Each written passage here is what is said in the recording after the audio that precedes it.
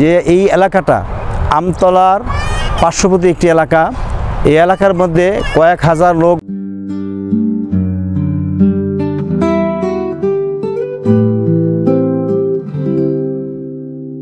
বসবাস করে। দীর্ঘ 5 বছর যাবৎ এই এলাকাটার ভিতরে পানি জমে থেকে এলাকাবাসীর দুর্ভোগের সীমা নেই। এলাকাবাসীর বিভিন্ন পানিবাহিত রোগ সহ ডেঙ্গু এবং চিকুনগুনিয়া সহ বিভিন্ন রোগে রোগাক্রান্ত। এলাকার স্কুলে ছোট ছোট পোলাবান এবং ছোট ছোট ছাত্রছাত্রীরা স্কুলে পর্যন্ত যাওয়া আসা করতে পারে না এবং বিভিন্ন রোগে আক্রান্ত হয়ে গেছে। ইতিমধ্যেই আমরা বিভিন্ন এলাকা থেকে পানি এসে এই এলাকাটা জলাবদ্ধতা করছে। বৃষ্টি হলে, বর্ষা হলে মানুষের ঘরে থাকার কোনো উপায় নেই। আপনারা দেখতে পাচ্ছেন যে আমাদের পার্শ্ববর্তী এলাকা আছে, যে ফ্যাক্টরিগুলি জায়গাগুলি পানি নামার সেই জায়গা ব্যবস্থাও নাই, সব ভরাট হয়ে গেছে। এই জন্য এলাকার জনগণ, সমস্ত জনগণ বিভিন্ন প্রতিনিধির কাছে যাইও এই জলাবদ্ধতা এটার কোনো নিরসন বা এটার কোনো উপযুক্ত সমাধান আমরা পাইনি।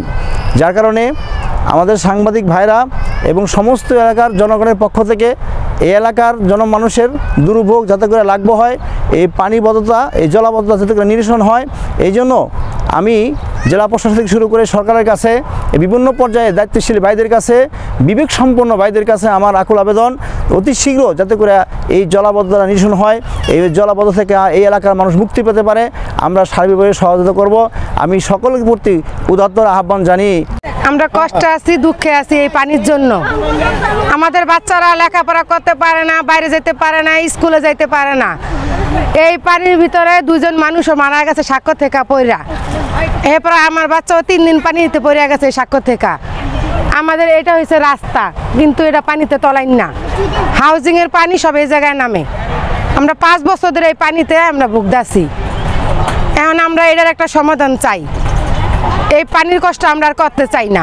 এই যে পানিতে এই অত 4-5 বছর ধরে ভুগতে আছি, অনেক কষ্ট হইতে আছে, থাকতে পারি না, অনেক কষ্ট হয়েছে। খাওয়ানো, রান্না বাড়ি কিচ্ছু করতে পারি না, দেন পাক শাক করতে পারি না, পাক শাকেও খুব কষ্ট। এই পানিটা করতে আহে কি হয়, বৃষ্টি পানি অল্প আয়, বৃষ্টি পানি যায় আবার হাউজিন দেয় বেশি আহে। হাউজিনের পানি, ওই ট্যাঙ্কের পানি, এই সমস্ত আইয়া ডুববে বয় সব। কোমরের উপরে হয় পানি, এ ভিতরে কেমনে মানুষ চলাফিলা করে কয় রান্না থাকে না, খাওয়া তারা 3 মাস তো তো মাই একবার যাই রয়েছি। সেই বাড়ি যে রান্না খাওয়া একবার ঝামেলা দিয়ে মাই একবার তারপর আইসি। এই প্রত্যেক বছর 3 মাস 4 মাস যাই জায়গা থাই, খুব কষ্ট হইতে আছে। আর এই পানি কমেই না, কোনো কমন নাই, ওইটু কমিয়া ওই আবার থামে আই পরে পানি নামে না। ওই যে একটু ডাইং করছালে ওই সময় একটু কমছে, হ্যাঁ আবার যাচ্ছে আটকাইয়া, হ্যাঁ এখন আর কমেই না মোটে পানি।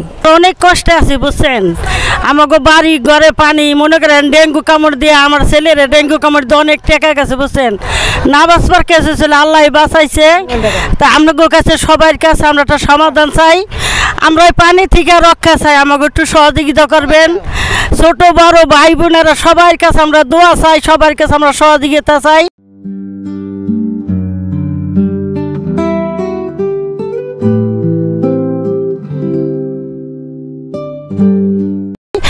আপনারা একটু দয়া করবেন আমাকে ভার বুঝছেন। আমরা অনেক কষ্টে আছি, মনে করেন আমরা 5টা-6টা ইটে দিয়ে খাদে আমরা রয়েছি।